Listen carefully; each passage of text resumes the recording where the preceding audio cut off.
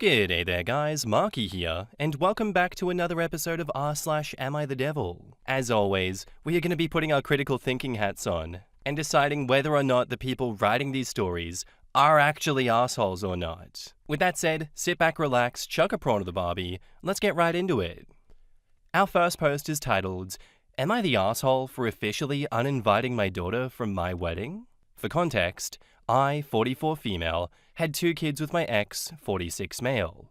Those being Connor, 20 male, and Laurie, 18 female, in Australia, where I was born and raised.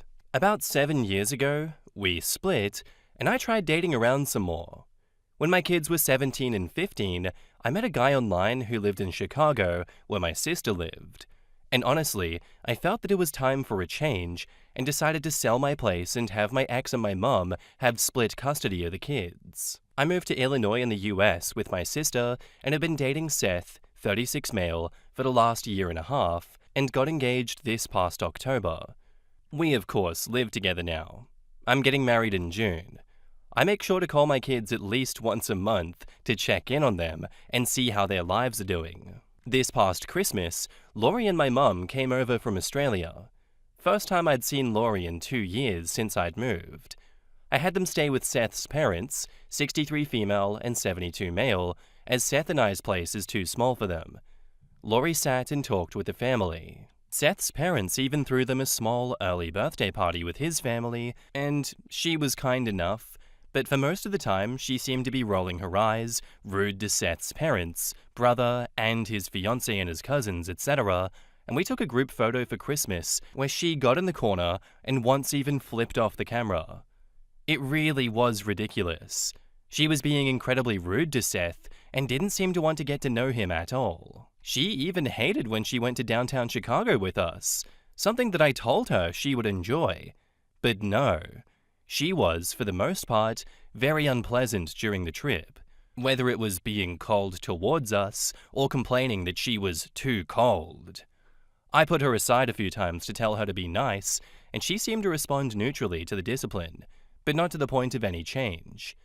A week ago, I straight up told her, over the phone, as she's now back in Australia, that I felt she didn't earn anything for her 18th birthday because of how rude she was to Seth and his family in the US. I'm really trying to be a parent here and teach her a lesson. Yeah, OP, I can see that. That's why you abandoned her for a man. Yep. I tried calling Laurie again yesterday for our monthly check-in, and her tone was still negative. I told her that this week I'd be buying tickets for her to come to me and Seth's wedding. I could hear her scoff through the phone. I scolded her and told her that I was marrying Seth whether she liked it or not, and that she needs to be pleasant at the wedding. She groaned, and I let her know right then and there that she was officially uninvited from the wedding, since she couldn't seem to be happy for her own mother. She hung up right away. Reflecting on it, maybe it was a harsh and rash decision, and maybe made too quickly.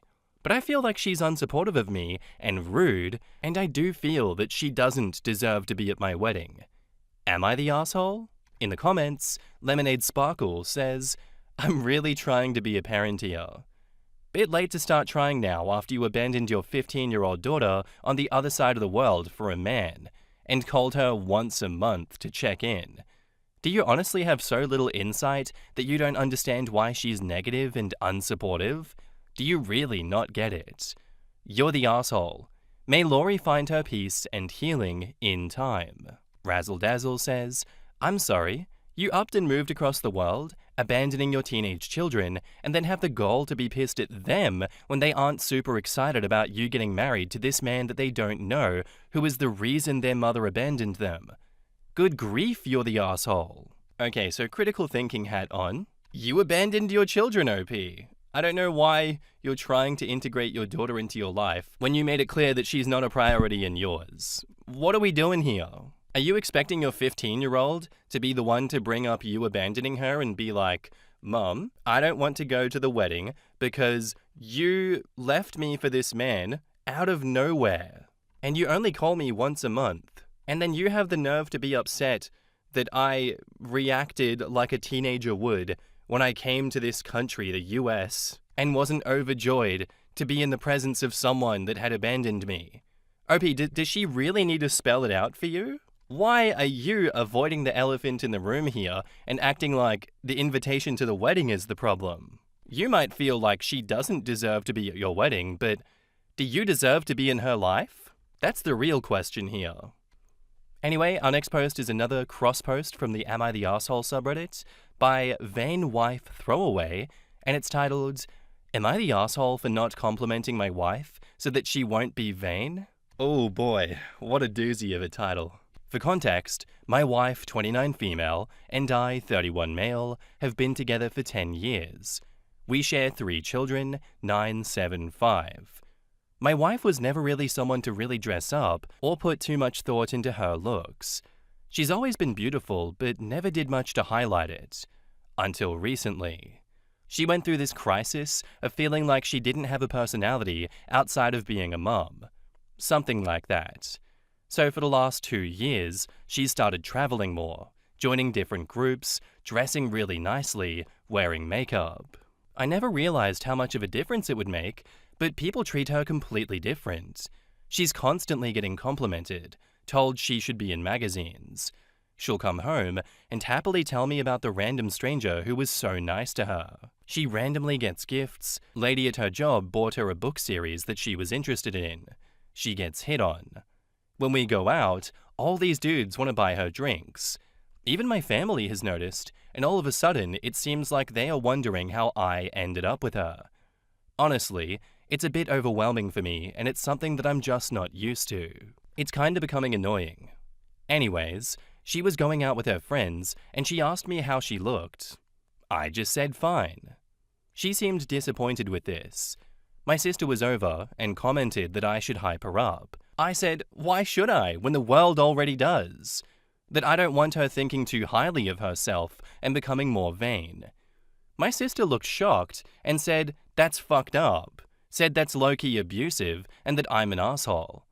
I think she's overreacting, but I decided to get outside opinions. So am I the asshole? In the comments, Falling Into Polka Dots says, you're the asshole. Dude, if your wife doesn't think or know or hear you express that you think she's beautiful, then what's going to stop her from leaving you for someone who does tell her that she's beautiful and treats her wonderfully? Your wife is beautiful, and you thought she was great even without all the makeup and the new style and the new interests. Now she has all of those things and what? Do you feel left behind? Do you take any interests in her new interests? Travel at all with her? What are you doing to make sure that your wife feels seen? Or are you just bitter that she's finally realizing she's beautiful and interesting and worthy of all this friendship and kindness from others and wondering where you stand in all of this? I think she's awesome for taking charge of herself and her life. She didn't feel like she was seen or acknowledged as anything other than mum. And did you do anything to make her feel like the loved, beautiful wife that she is? And she endeavored to change that. And it's bearing beautiful fruit. Your wife is awesome. Material Prophet says, man, that's a great strategy. Treat her as if she doesn't matter and you don't see her as attractive, so she can constantly be reminded that there are other people out there who do care about her and do find her attractive. Then come back in a year or so and let us know how it works out. In the meantime, think about how you want the custody arrangements to work.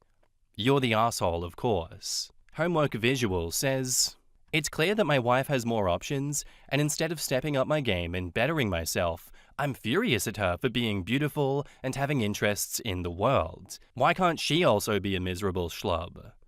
So many of these dudes miss the point that a partnership should always be about growing together. Well, okay, growing better together, not growing into an incel. Thank you. Relationships are about growing together and being teammates, not one being better than the other.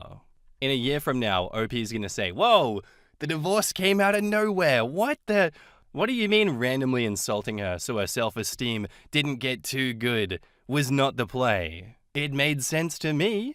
Okay guys, critical thinking hat on. Comments are going to be like, Markee, you can't make these stupid assumptions because what was she doing to make him feel seen? You don't know whether or not OP had clinical depression or something else wrong with him? Okay, Markee, what if the gender roles were reversed in this? all of a sudden we'd be praising the woman in this situation because men are abusive assholes even when they're doing their best and the world is praising them. Really odd commentary that just keeps coming up. I don't know.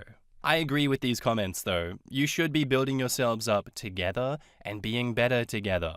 I'm gonna make the assumption that OP left out all the parts where she's trying to do good with him. She's invited him out to do a lot of these activities, and he's like, nah, I'm gonna stay home and look after the kids. Or, I'd rather just stay home and look after the kids than do that and find babysitting arrangements or something that will work. And now you're bitter and pissed off that she has a life outside of the marriage, which is completely normal. And you're upset that people compliment her because she looks good, which at the same time is also completely normal. We trust the people that we get in relationships and marry not to break those vows, not to have sex with other people, not to do anything that would betray our trust, because otherwise why would we be with them?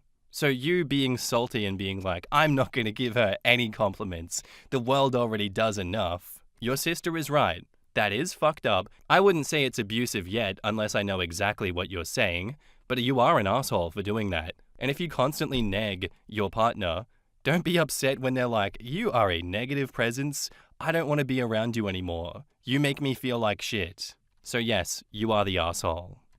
All right, this one's a doozy. So we definitely need to put our critical thinking hats on for this one. It's a cross post from the True Unpopular Opinions subreddit by user Controversial Debater titled, Slut shaming is perfectly reasonable and makes sense in my opinion. So, a lot of people seem to not like shaming women for being sluts or promiscuous, that men aren't held to the same standards, and that while a stud is celebrated, a slut is shamed. But the reason to shame and look down on sluts is many. Like, 1. When a woman has sex, she is risking pregnancy and the pains that comes with it. A man does not have to bear the risks and costs of becoming pregnant, so when a woman has lots of sex with other men, she's actively engaging in risky behavior that could potentially harm her. That shows stupidity, lack of foresight, and general recklessness. 2. Women on average have much less libidos than men. Source OP? Oh, did you just make that up? So a promiscuous woman clearly is a woman with a much higher libido on average, or even a nymphomaniac. This is a problem, as these types of women are more likely to cheat and would have lots of opportunities to, considering that it's far easier for a woman to have sex, if she wanted to, than, say, the average guy. Not only that, but it shows that she has poor impulse control or the ability to control herself. 3. An uncomfortable fact is that some men, I'm not saying all, are potentially violent and vicious. There is a reason why the majority of crimes like assault, SA, robbery, murder, and more are all mostly committed by men. The fact that a promiscuous woman would go into the apartments or hangouts with lots of random and strange men despite knowing the risks clearly shows she's either stupid, gullible, or violent herself. Oh my god. Now, if you're associating with one man who you know isn't violent and have sex with him, these risks disappear. 4. It is far harder for a man to have sex with lots of women, while it's very easy for a woman to have sex with lots of men. So the average stud tends to be attractive, charming, well-put men, while the average slut is likely a less attractive, reckless, sex-obsessed, and naive person. 5. And finally, another uncomfortable fact is that sluts tend to be weak-willed women who oftentimes have sex with lots of men for validation, or because she's too weak to say no. Because she wants to appease a guy or stay in a relationship with him, so she has sex with him, and then this pattern repeats with other guys. I'm not applying this to any cases of SA, by the way, so don't say that I'm victim blaming. This is something people don't take into account. If you have a relationship with a slut, it's likely that she won't even enjoy having sex with you, or only faking it so she can get validation or to continue the relationship. This is bad because she'll agree to having sex with you but secretly resent you for making her have sex with you. This wouldn't be the case with non-sluts, who I assume would have enough confidence to want sex because they enjoy it. What the fuck? What am I reading? So yes, It's perfectly reasonable, in my opinion, to not want to be with a woman with a higher body count and not date them. Not even taking into account STDs or being less likely to pair bond. But yeah, and these problems mostly don't apply to men. Edit. Looks like I've offended a few snowflakes who, ironically, try to call me a virgin for pointing out basic facts. It's hilarious how slut-shaming is supposedly terrible, yet virgin-shaming is perfectly fine and okay, even though they are two sides of the same coin. And very few people have disputed my point, so I guess I'm right. But yeah, in the comments, Naphalium Uliginosum says, the answer is clearly for men to only have casual sex with other men and save their straight virginity until their wedding night. Liska says, these kinds of men be like, women who have sex are bad and worthless. But also these kinds of men, why won't women have sex with me? I'm lonely. Help! It's such a common stance for men, and it doesn't even make any sense. Everyone who slut-shames deserves a dry dick for life. The funny thing is, if a woman chooses celibacy because of his reason number 3, men will also be mad about it. It's funny that he thinks women shouldn't have sex with men because men are awful, though. Yeah, the comedy writes itself on that one. Me when I can't spot the elephant in the room. And Chonkosaurus Rex says, I don't actually want to know, but I'm also curious what would happen to their brain if OP had tried to extend their logic to lesbians and gay men, for instance. All of their logic is based on man plus woman, so what happens when the slut's lesbian? I also find it funny that they genuinely believe that a woman essentially has to be weak-willed and not like themselves to want to sleep with men, not realizing what that implies they think about men as well. How little do you have to think of men if you can only fathom women willingly sleeping with more of them if they don't like themselves and is weak-willed? Okay guys, critical thinking hat here. Is OP actually the asshole? Is OP really the asshole in this instance? Because they didn't say what women have done to them personally in their life. And if we think back to that first story in the last episode, where the woman was self-admittedly overweight and calling her boyfriend ugly, and then he went to the gym to fix that, and then she said, I don't like that you're going to the gym, it's upsetting me. Maybe OP is not an asshole, and Reddit is wrong. But I don't know about all that.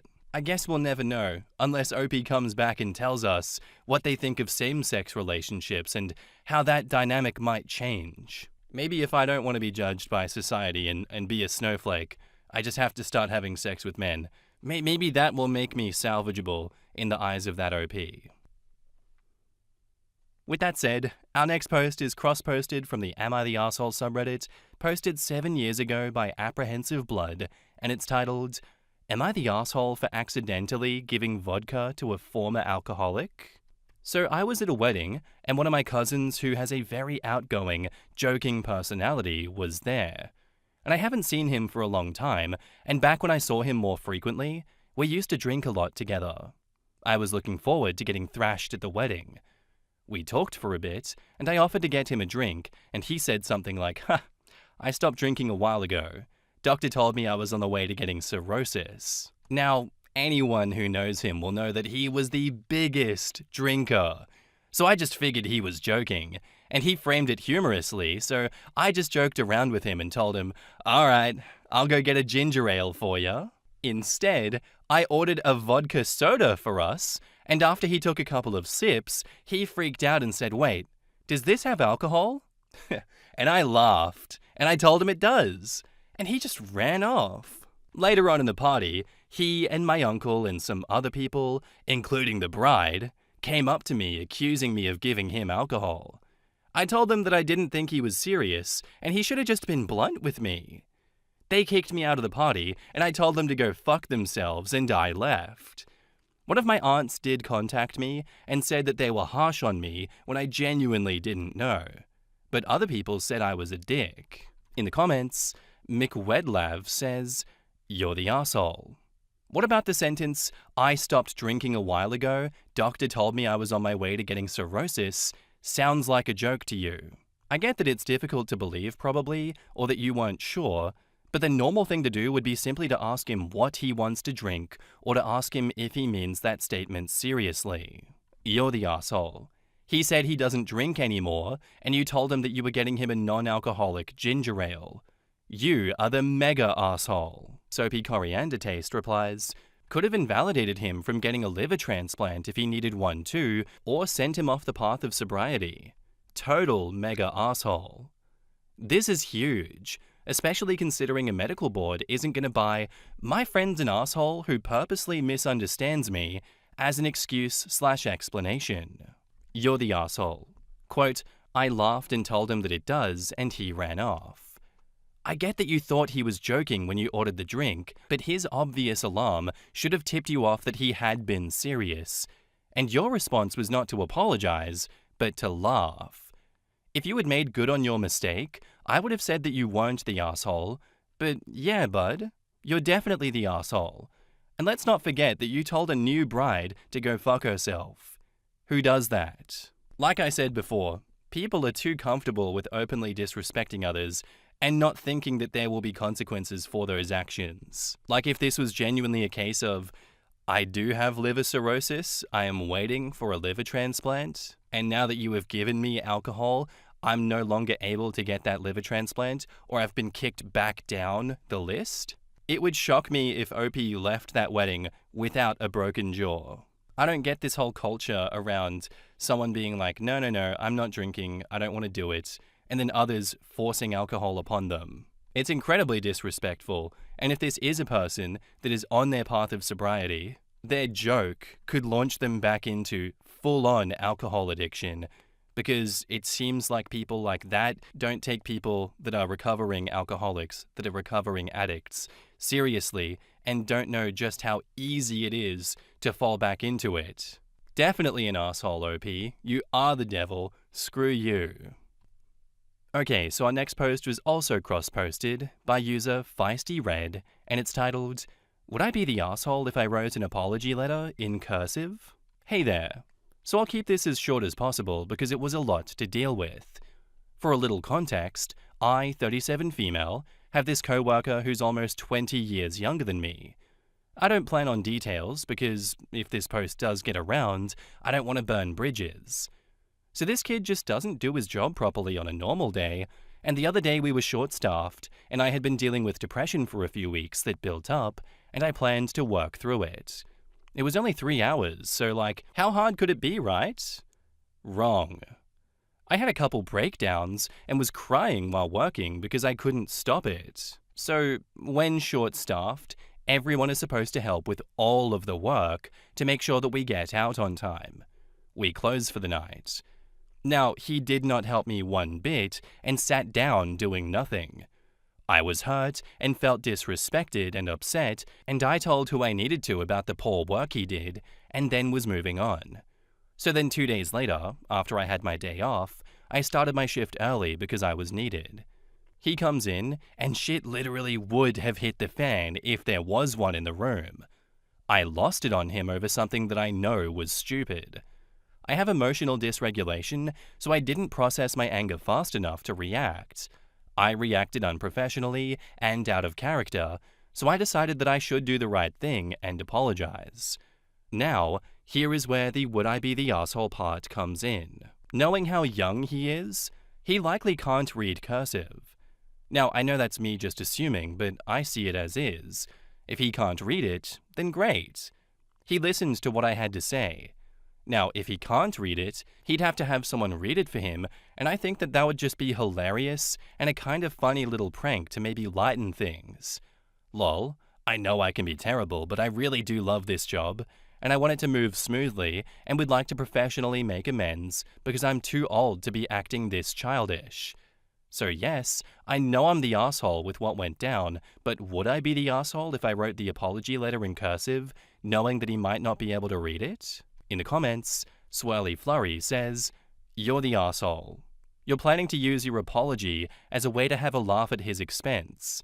That is the opposite of an apology. Simomps says, So you're apologizing because, as you yourself admit, you behaved unprofessionally. And in making your apology, you're choosing to deliberately communicate in a form that he might not understand. You're not old enough to be a boomer, but that is epic boomer behavior. Millennials are supposed to call out boomers for their bullshit behavior, not copy it. I think you know you would be the asshole. Back up to the post. Oh my word, you guys are so brutal, and I love you for it. Okay, so yes, it is an asshole move. I was chatting with a friend, and I had mentioned apologizing, then decided maybe a letter. Then I had a thought to do it in cursive to make it look more professional, because my normal handwriting sucks, and of course the petty part of my brain was like, I bet he can't even read cursive, because like I and others have said, they took it out of the curriculum. Now, I have children of my own. One is 18, just turned. He has better work ethics and morals than my coworker. It has nothing to do with age. As for him not helping me, we were short a person, and it's policy that everyone helps with everything when they're done with their tasks and we are short. Had we been fully staffed, I would have had my second person there to help like I should have. He was supposed to be my second in that situation, but he didn't follow company policy. That is the part that I was upset about. The fact that he wasn't following the rules, and we weren't going to be done anywhere near on time. As for the blow-up 2 days after the no-help situation, I 100% realized where I went wrong with that, and know that I was childish, and quite honestly disappointed my boss because I'm never like that. This was completely out of character for me, and she knows that, and so does most of the people there. I previously worked at a company for almost 20 years and was able to control myself perfectly fine. I don't snap like this unless I've been pushed to my limits, and the other day just so happened to be it. Now onto today's update. I spoke with my bosses today and apologized to the newer one. She just joined us a couple of weeks ago and explained to her, and she understood. Gave some really good tips, etc. My other boss came in, and we all discussed that I wanted to apologize to him. I suggested possibly writing a letter, and yes, I dismissed the cursive idea already. That was a joke and a spur-of-the-moment idea. There and then gone, basically. They suggested that face-to-face would be better so that he can see that I mean what I say.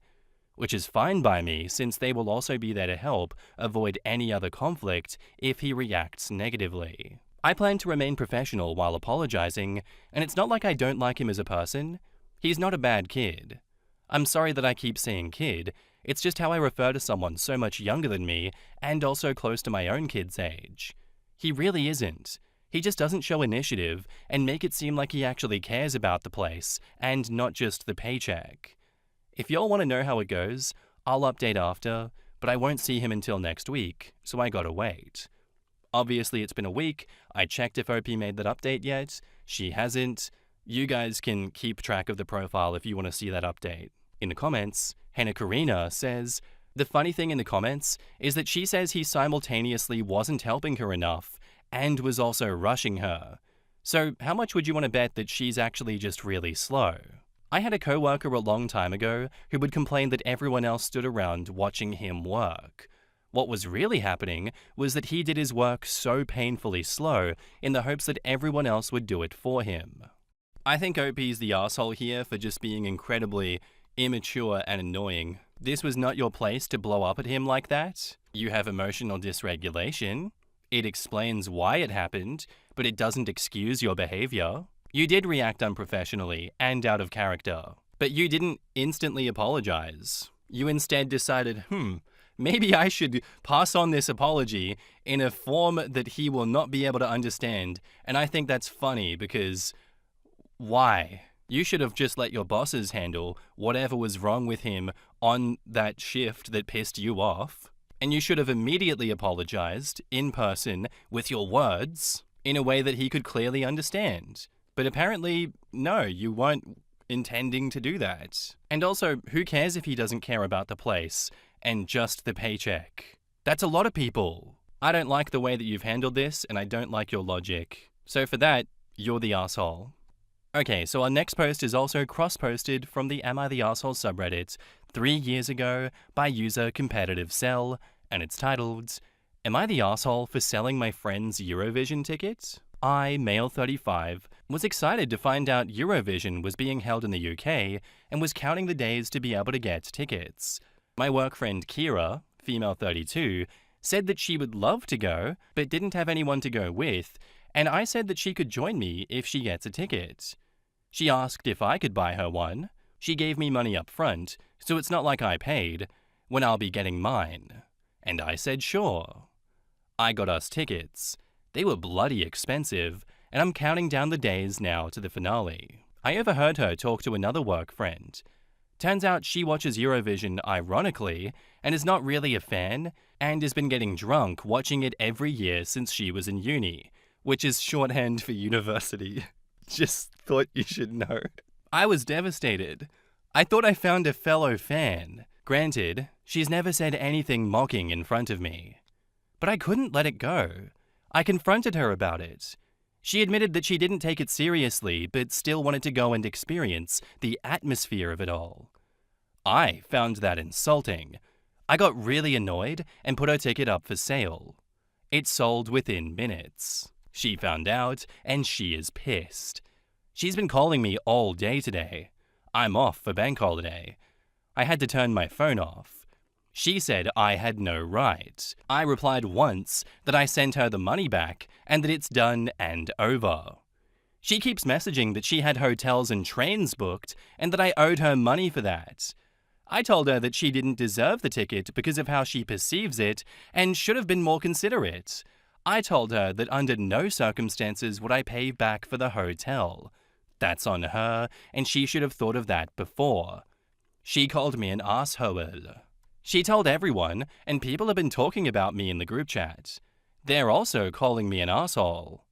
I'm on holiday for the next few weeks, so I don't have to see them, but I'm worried now. Was I the asshole? She didn't deserve the ticket, but perhaps I should have asked her first. Am I the asshole? In the comments, Princess Piggy says, "You're the asshole. Why are you gatekeeping Eurovision like it's some sacred religious event?" People like OP are part of why Eurovision is so fun to laugh at. Pink is in the house says, "You're the asshole. You should have just given her the ticket and said you didn't want to go together. You have no right to sell it and waste all her money spent on travel and accommodation bookings. Of all the decisions to make, you made the pettiest. Also, your reasoning for not wanting her to go is very childish." Internet Dick Joke says, quote, "Have been getting drunk watching it every year since she was in uni," shorthand for university.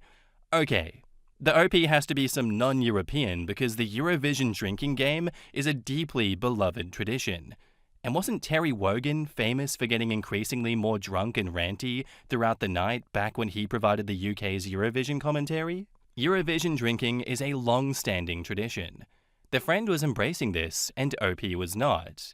He should have sold his own ticket. And Alpha Beta Gamma Donut says, "I'm absolutely certain that the reason Australia was invited to join Eurovision was because we spent a couple of decades being the fun gatecrasher who got drunk with everyone, until eventually the organizers were like, fuck it, let's make it official." Which I've never understood.